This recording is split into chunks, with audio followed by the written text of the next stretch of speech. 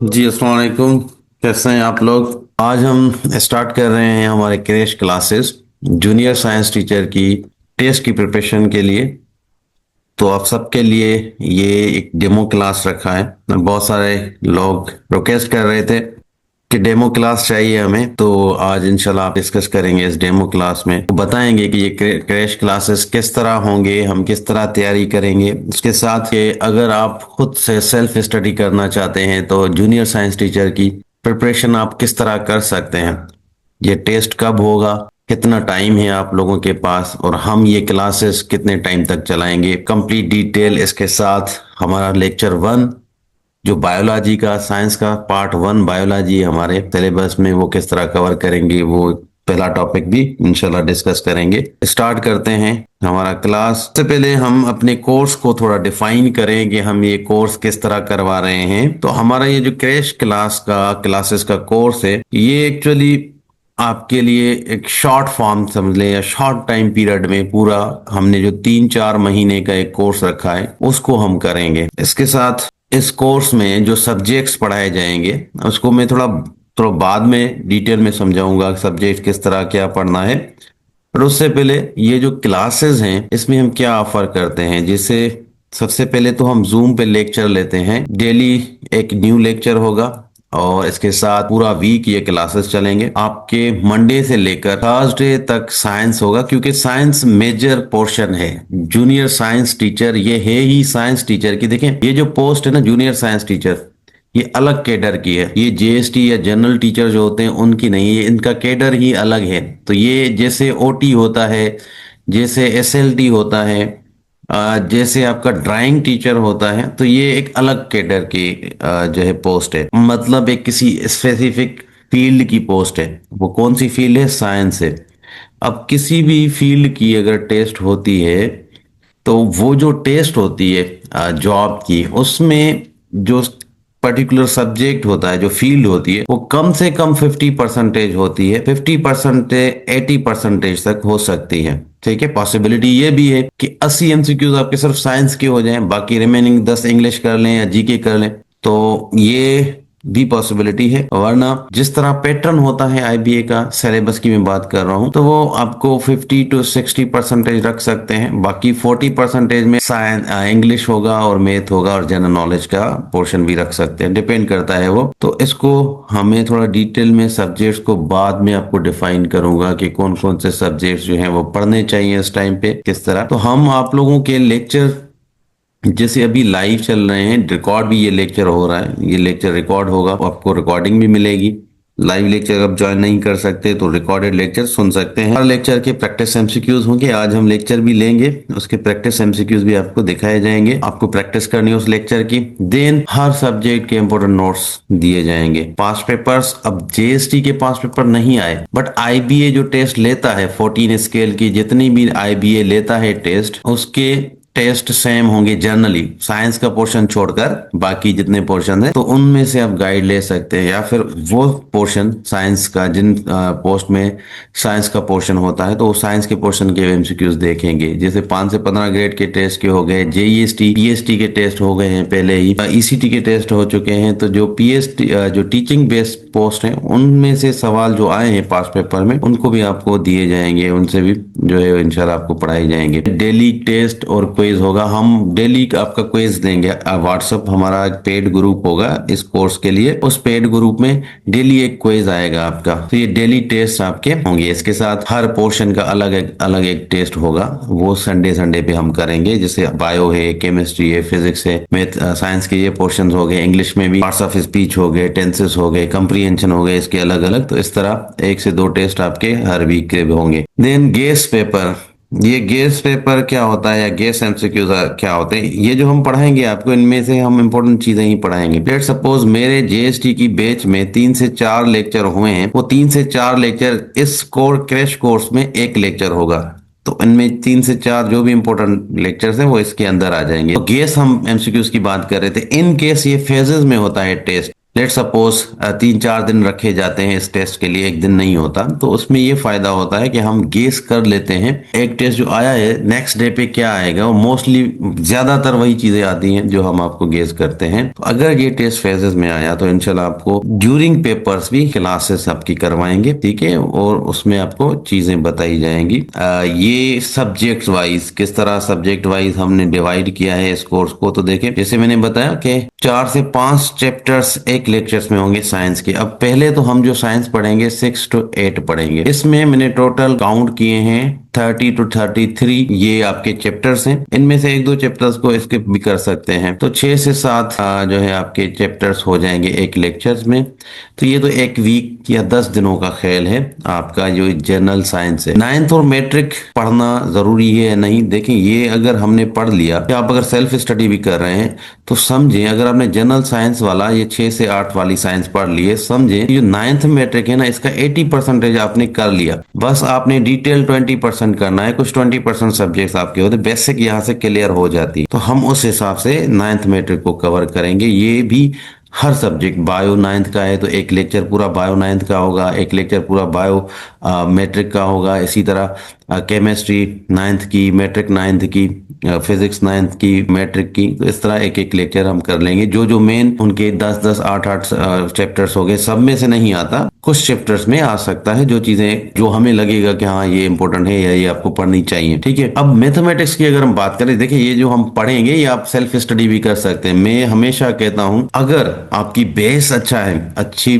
CGPA से आपकी degree निकली हुई है, इसका मतलब है कि मैथ साइंस अच्छी होगी, अच्छे से साइंस और मैथ पढ़ा हुआ है या इंग्लिश आपका अच्छा है, तो आपको किसी की क्लासेस लेने की जरूरत नहीं है। मैं फ्री में आपको गाइड कर दूंगा कि क्या चीजें, और बहुत सारे लोग आते भी हैं। तो आपको सेल्फ स्टडी करनी चाहिए, ठीक है। अगर आप एक्सपीरियंस भी हैं, ये भी इंपॉर्टेंट होता है कि आपका एक्सपीरियंस हो टेस्ट देने का। तो इसमें क्या होता है कि आप खुद से भी कर सकते हैं, सिर्फ आपको गाइडेंस चाहिए कि क्या पढ़ना होता है क्या नहीं पढ़ना होता। ये जो हम क्लासेस देते हैं तो ये तो उन लोगों के लिए इंपॉर्टेंट हो जाते हैं जो बहुत वीक हैं, जिनको साइंस बिल्कुल नहीं आता है, जिनको थोड़ा बहुत आता है, या जिनको साइंस आता है बट उन्होंने कभी टेस्ट दिया ही नहीं। इन टाइप के लोगों को क्लासेस की जरूरत होती है, ज्यादा गाइडेंस की जरूरत होती है ज्यादा ये। और मैं कहूंगा कि अगर आप जॉब लेना चाहते हैं तो रिस्क ना लें। 1-2 हज़ार, 3 हज़ार, 4 हज़ार का कोई मसला नहीं होता, लेकिन आप ये है कि रिस्क ना लें।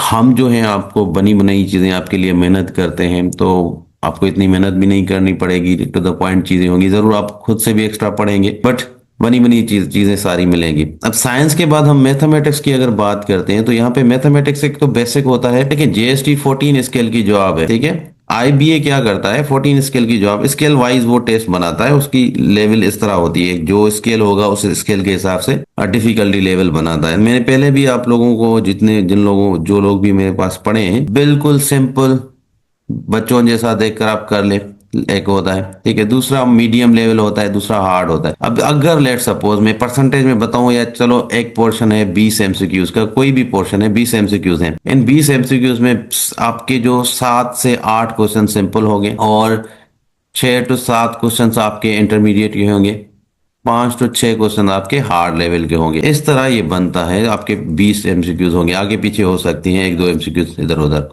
तो इस तरह बनता है। ऐसा नहीं भले आप लेक्चरर की जॉब क्यों ना ले, लेक्चरर की टेस्ट भी क्यों ना ले, लेवल इस तरह होती है पोर्शन वाइज। तो बेस जो है मेन इंपॉर्टेंट होता है किसी भी टेस्ट के लिए। तो बेसिक आपको मैथमेटिक्स आनी चाहिए। हम बेसिक को टच करेंगे जरूर, मेरे रिकॉर्डेड लेक्चर भी है ऑलरेडी, जो बैचेस में पढ़ाए हैं वो करेंगे। 9th मैट्रिक में भी सिलेक्टेड जो टॉपिक्स हैं वहीं आता है मैथमेटिक्स में, और आता जरूर है, ठीक है। तो सिलेक्टेड चीजें आपको पढ़नी है मैथमेटिक्स में, सिलेक्टेड टॉपिक्स पढ़ने हैं। तो इस तरह हम आपको करवाएंगे ये भी, 9th की मैथ भी, मैट्रिक की मैथमेटिक्स और बेसिक मैथमेटिक्स। दूसरा वर्ड प्रॉब्लम, यहाँ पे वर्ड प्रॉब्लम जो आता है वो बेसिक से ज्यादा आता है, बट उसमें ये है कि वर्ड प्रॉब्लम को मेन चीज होती है अंडरस्टैंड करना, किस तरह आप अंडरस्टैंड करेंगे वो चीज होती है। तो वो भी सारी चीजें इंशाल्लाह ट्रिक्स वगैरह आपको बताई जाएंगी। और ज्यादातर मैथमेटिक्स में इस तरह होता है कि अगर आपका बेस अच्छा है तो सिर्फ सवाल को समझ के ही आप गेस कर सकते हैं। गेसेस यहाँ पे चलते हैं, गेस करना, तो वो भी एक टेक्टिक्स है, इंशाल्लाह आपके आपके साथ शेयर की जाएगी। इंग्लिश का पोर्शन अगर आता है तो ये भी पॉसिबल है कि इंग्लिश का आएगा। हम ये 3 पोर्शंस को कवर करेंगे, ठीक है। इन 3 पोर्शंस के बाद कहीं से भी जनरल इंग्लिश पढ़ेंगे तो हर टेस्ट के लिए आपके लिए बेस्ट होगा। तो यहाँ पे जनरल में सबको प्रेफर यही करता हूँ कि रेनन मार्टिन बेसिक के लिए, आपका बेस इंग्लिश में बनाने के लिए, ग्रामर में, क्योंकि तो रेनन मार्टिन बेस्ट बुक रहेगा यार। इवन पीएमएस, सीएसएस, पीएमएस की भी अगर तैयारी करेंगे तो जनरल इंग्लिश कंप्रीहेंशन के लिए बेस्ट रहता है। तो इंग्लिश में अपने जनरल ग्रामर के रूल्स पढ़ने हैं, पार्ट्स ऑफ स्पीच से सवाल आते हैं। देखिए, noun, pronoun, adjective, adverb, preposition, इनको अगर आपने सही इनके रूल्स देखे नहीं, इनकी प्रैक्टिस की नहीं, तो आप टेस्ट इंग्लिश का अच्छा नहीं कर पाएंगे। दूसरा है वोकेब। देखिए, वोकेब जो है ना, ये 1 साल 6 महीने एक टाइम लगाना होता है जहां पे आप वोकेब अच्छी कर सकते हैं। ये 1-2 महीने में, 1-2 वीक में रटा लगा के आप वोकेब अपनी अच्छी नहीं कर सकते, ठीक है। आप वक्तन बवक्तन जब से तैयारी कर रहे हैं तब से आपको वोकेब याद करनी चाहिए बेसिक, और वोकेब से सवाल आईबीए में आते हैं। जेएसटी है तो मैं आपको यही कहूंगा, क्योंकि 14 स्केल की ये जॉब है। वोकेब के लिए मैं इंग्लिश पोर्शन में आपको ये कहूंगा कि आपने मैट्रिक और 9th क्लास की, स्पेशली मैट्रिक क्लास की इंग्लिश है वोकेब। अब वहां पे वर्ड्स हैं, जितने भी डिफिकल्ट वर्ड हैं ना, उनकी मीनिंग आनी चाहिए। मीनिंग आपको आएगी तो आप सिनोनिम हो, एंटोनिम हो, आप कर लेंगे, ठीक है। मीनिंग आपको याद रखनी है।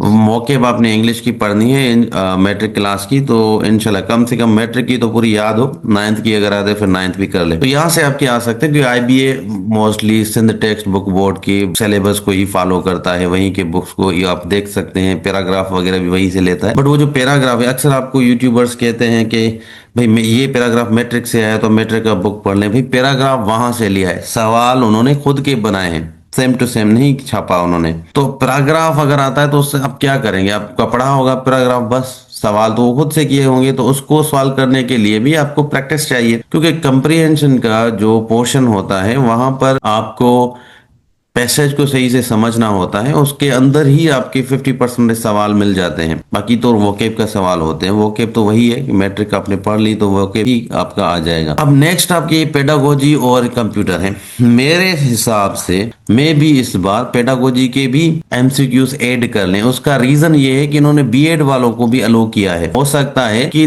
10% रेशो, मतलब 5 से 10 एमसीक्यूज आ सकते हैं। अब देखिए, अगर पेडागोजी आ गया, अगर 10 सवाल हैं तो उसमें भी थ्योरीज में से 3 से 4 सवाल होंगे, बाकी जो 5 से 6 सवाल होंगे एमसीक्यूज, वो आप ना भी पढ़ेंगे ना, वो जनरल होते हैं। क्योंकि पेडागोजी में मोस्टली क्या होता है, टीचिंग के स्किल्स बताते हैं, वेज बताए जाते हैं। तो वेज में आप खुद देखते हैं, आपने पढ़े हुए हैं, आप बचपन से पढ़ रहे हैं, वहां से सवाल को समझ के भी आप कर सकते हैं। मेरे ख्याल से पेडागोजी में 50% तो ऐसा होता है कि आप ना भी पढ़े, अगर अच्छी आपने तालीम ली हुई है, ना भी पढ़े, आपको इंग्लिश समझ आती है, वो सवाल समझकर नीचे जवाब दे सकते हैं। 50% वो जो थ्योरीज होती हैं, उनकी जो कॉन्सेप्ट होते हैं वो आते हैं, वो पढ़ने से ही आपको ऑब्वियस बात है कि याद होंगे।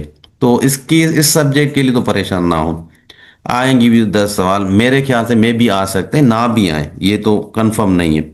दूसरा, कंप्यूटर को भी ऐड कर सकते हैं, क्योंकि हर टेस्ट में कंप्यूटर भी ये एमसीक्यूज आते हैं। तो ये 2 सब्जेक्ट अभी पेंडिंग में रखें, जब तक ऑफिशियल सिलेबस नहीं आता तब तक हम इंशाल्लाह इनको फिलहाल हम जो पहले हमने रखे हैं तब करेंगे। तो ये दूसरी बात कि इसका टेस्ट कब होगा। अब टेस्ट जेएसटी का पॉसिबिलिटी यही है कि इंटरमीडिएट कैटेगरी का हो जाए जनवरी के मंथ में। फेब में, रमजान से पहले आपका जेएसटी का हो सकता है। तो 1 महीना कह लो या 3 वीक्स कह लो, जब तक टेस्ट होंगे तो इंशाल्लाह आपकी क्लासेस, पहले तो हमारा टारगेट ये है कि 3 वीक्स के अंदर मेन चीजें आपकी करवा ले, फिर आहिस्ता आहिस्ता आप भी खुद से तैयारी करेंगे, हम लेक्चर भी लेते रहेंगे, ठीक है। इसके साथ टेस्ट आपके होते रहेंगे वक्तन बवक्तन, और प्रैक्टिस भी होती रहेगी। तो इससे पहले कोई सवाल आपका पूछना हो तो आप पूछ सकते हैं, फिर हम आगे ये स्टार्ट करेंगे बायोलॉजी के पार्ट 1।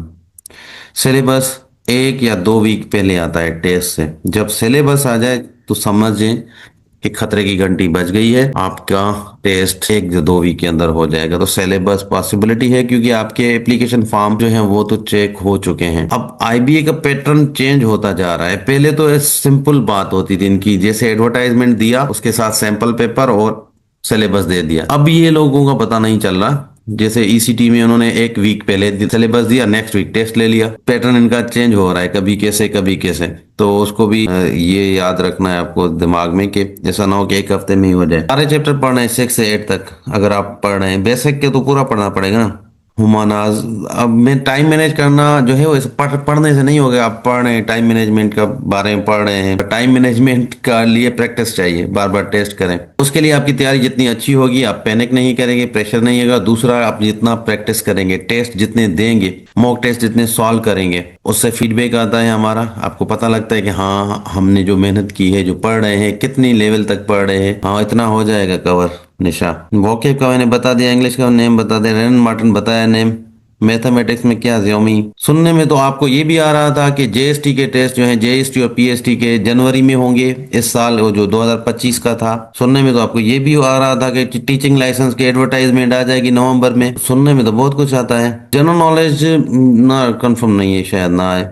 2000 फीस है। तस्मिया असलम, टॉपिक कौन से टॉपिक? आपको चैप्टर वाइज बता रहा हूँ, सिलेबस बता रहा हूँ। पॉसिबिलिटी है मायदा परवीन, पॉसिबिलिटी है, क्योंकि हम पॉसिबल जो है अपने गेस ही कर सकते हैं। डेट नहीं आई ऑफिशियल, तो हम किस तरह कर सकते हैं कि खुद से तो नहीं बता सकते ये डेट आएगी। हम पॉसिबिलिटी, हम अंदाजे लगा सकते हैं। प्रीवियस जो इनका पैटर्न है टेस्ट लेने का आईबीए का, उसी उसको मद्देनजर देखकर ही आपको बताते हैं। हाँ, मटेरियल तो सारा प्रोवाइड कर देंगे आपको। लेक्चर्स होंगे, इसके साथ आपका पीडीएफ में आपके टेस्ट होंगे, एमसीक्यूज, वन लाइनर नोट्स होंगे, एमसीक्यूज होंगे, प्रैक्टिस नोट्स होंगे, टेस्ट होंगे आपके। पॉसिबिलिटी सेकंड ईयर से भी आ जाए, बट ये जो आप कह रहे हैं ना सेकंड ईयर फर्स्ट ईयर, तो मैं आपको एक बात क्लियर कर दूं, आपकी लेवल क्या है। आप अपनी लेवल के हिसाब से पढ़ेंगे। जिस लेवल का जो स्टूडेंट होता है, मैं उसको बताता हूँ। अगर आपकी साइंस अच्छी है, मैथमेटिक्स अच्छी है, तो आपको मैट्रिक 9th और फर्स्ट ईयर इंटर की तक जाना चाहिए। अगर आप बेस है, आपको कुछ आपने कभी पढ़ा नहीं है, तो आपको बेसिक आना चाहिए। देखें, हर कोई 70 प्लस स्कोर नहीं लेता, या हर कोई 80 प्लस स्कोर नहीं लेता। कुछ कैंडिडेट्स होते हैं जिनको 60 लेना होता है। तो अगर आपको 60 लेना है, क्योंकि आपकी लेवल भी इतनी है, फिर आपको बेसिक चीजें पढ़नी पड़ेंगी। अगर आपकी हर चीज आपने पढ़ा हुआ है, तो उनको मैं ये सजेस्ट करता हूँ कि आप 9th मैट्रिक और फर्स्ट ईयर इंटर पढ़ें। जरूरी नहीं सबके लिए फर्स्ट ईयर इंटर हो। को लेवल आपकी है ही नहीं, आपको साइंस की बेसिक चीजें नहीं आती, आप फर्स्ट ईयर इंटर पढ़ेंगे तो आप कुछ नहीं पढ़ पाएंगे। बेसिक पढ़ेंगे तो एटलीस्ट आप 50 से अबव 60 मार्क्स आ सकते हैं आपके। वरना आप ऐसे ही डायरेक्ट मैं आपको कह दूंगा फर्स्ट ईयर इंटर पढ़े, तो फिर आप ये जो 50 है वो भी नहीं ले पाएंगे, 40 ले पाएंगे। तो हर कोई अपने हिसाब से तैयारी करता है। क्लास 7-8 इंपोर्टेंट है साइंस मैथ। मैथमेटिक्स तो बेसिक है ना, 8 तक। आपको 9th मैट्रिक की मैथ पढ़नी पड़ेगी, वहां से आते हैं। कम से कम आपके 6-7 सवाल तो आ जाते हैं 9th मैट्रिक के। हाँ जी, तो आपके सवाल तो बहुत ज्यादा है, इसमें टाइम चला जाएगा। हमारे पास 10 मिनट ही है मीटिंग में, तो हम थोड़ा इसको देखते हैं। लेक्चर 1 हमारा बायोलॉजी है। बायोलॉजी के जो है उसमें हम टॉपिक वाइज पढ़ेंगे। हमारे जो चैप्टर्स होंगे वो हमारा एक टॉपिक ही होगा, ठीक है। तो साइंस में हमने 3 पार्ट्स बनाए हैं। एक पार्ट है पहला जो बायोलॉजी है, उसमें इंपोर्टेंट जो टॉपिक्स हैं, जो चीजें हैं, वो एटलीस्ट आपको देखनी चाहिए। अब जो हम पढ़ाएंगे आपको, वो एनी हाउ याद रखना है, क्योंकि हर चैप्टर वाइज सिंध टेक्स्ट बुक बोर्ड के बुक से ही है। जो टॉपिक पहला है, क्लासिफिकेशन ऑफ लिविंग थिंग्स। हमारे जो जानदार हैं, इनको 5 किंगडम सिस्टम में बांटा गया है। इससे पहले जो किसी भी ऑर्गेनिज्म को उसको नेम देना, उसको डिस्क्राइब करना या उसको क्लासिफाई करना, ये एक ब्रांच है बायोलॉजी की, जिसको टेक्सोनॉमी कहा जाता है। तो ये जो क्लासिफिकेशन ऑफ लिविंग थिंग्स है, ये टेक्सोनॉमी में आता है। ये जो 5 किंगडम्स हैं, इसको क्लासिफाई जिस बंदे ने किया था वो है रॉबर्ट विटकर। रॉबर्ट विटकर 1969 में। ईयर याद करने की जरूरत नहीं है, साल नहीं पूछते, नाम पूछते हैं जरूर किसने किया था कोई भी चीज।